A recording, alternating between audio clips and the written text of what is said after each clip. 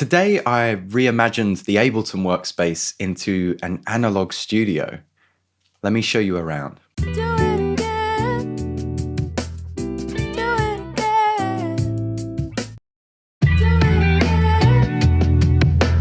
it again. Do it again. One of my Patreon students wanted to take it back to a simpler time before endless plug-in tweaks and sound design sessions that made them feel like they were doing a lot of busy work, but not necessarily finishing songs. We joked about creating a space in Ableton that was like the studio floor, where we could record a whole song and leave the finicky knob twiddling to the engineer of the session. Well, what if we could actually route Ableton like that and simplify our workflow too, bringing back a little fun and imagination to our music making? Let's think of the page like a studio. We'd need to essentially create chambers for our instruments. One for drums, a separate chamber for guitars, and so on. A vocal booth for our lead instrument or singer. These chambers are routed into the control room, where our engineer tweaks these sounds before sending all of it out to the outboard, which solidifies our tone and back into the computer, ready for export. By the way, if all this routing jargon isn't your thing, the analog template is available over at the Patreon, with a longer video explaining just how to use it and what that routing is all about. A guitarist normally comes equipped with a pedal board and maybe an amp, so that's set up on their track, transforming their sound from something dry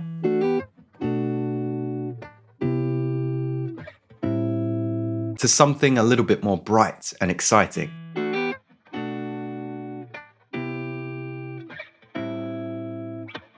The rest of the guitar can be managed by the control room. They've taken a safe audio level due to the isolation of the guitar chamber and mixed it further, adding saturation and compression where necessary.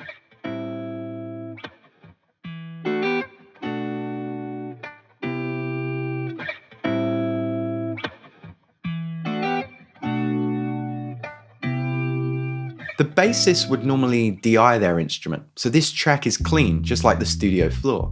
However, in the control room, we can mangle and manipulate that sound, making sure it's full of that analog tone we're after, whilst making it dynamic and full.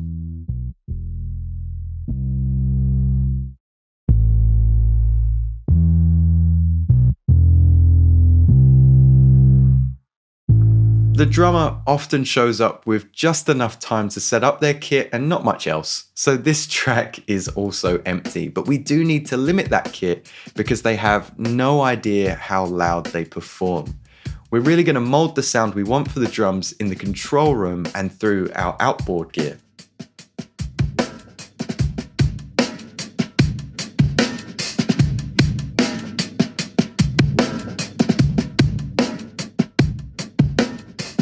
With the majority of our tracks recorded, we want to send this out to our reel-to-reel tape machine and make sure it's competitively loud in the mix. So we head over to our pre-master track, decide how degraded our tape might be, if it's warped or saturated, and remember how each of our elements were isolated? Well, we could be clever and add just a pinch of reverb back into the mix to make it sound as though these instruments were recorded in the same room together. It's all about those perfect imperfections today. From here we can compress it, scoop out any mud, and add volume if needed. Finally, the vocalist or lead instrument shows up, and of course they want to be center of attention. So we're going to make sure their vocal track is sent straight out to the master. We're carving out space in the mix so they're always on top. Individual instruments might want to have a little reverb, so it's imperative that they're sidechained to other groups or singular instruments to ensure that the reverb doesn't overwhelm the mix. As per, the vocalist or lead instrument has to have their own reverb send separate to groups or individuals, which is then sidechained to itself so that the cacophony of wet reverb doesn't drown them out and only fills up the empty spaces. Do it again. Do it again. The great thing about this template is it really gives you that analog feel without the need to have very much knowledge over how to attain that specific analog band tone that you're going for. Things like compressors are set up with the instrument in mind. For a bass, we might want more of an old school optical compressor. So I've chosen the legacy compressor, which when driven hard also introduces some distortion.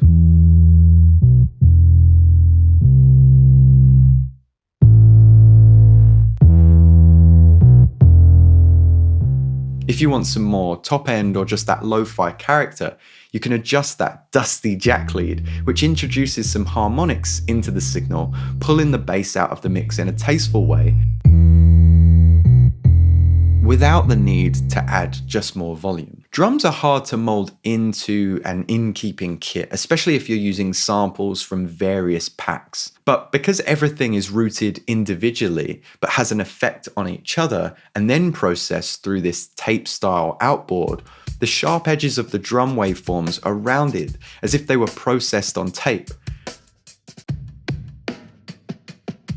They feel less bright but equally punchy, making the entire percussion family feel more cohesive. Ultimately, this template has me thinking about Ableton a little different. It's a joy to rethink this space and it not look like the stark landscape of an empty default project. But from a workflow perspective, it also makes sense. I don't have to jump around the page from right side track choice to left side plugins to the bottom of the screen scrolling through endless devices. In this template, I work clockwise through the studio, into the control room to then edit my instruments, rinse, repeat until the record is done, where we'll send it out to tape. If you've enjoyed this reimagining of Ableton, let me know in the comments. And as I mentioned, the template is available with a longer video over at the Patreon. Thank you so much for swinging by. I'll catch you next week for something that I don't think has really been covered on YouTube. I'm super excited and I'll see you then.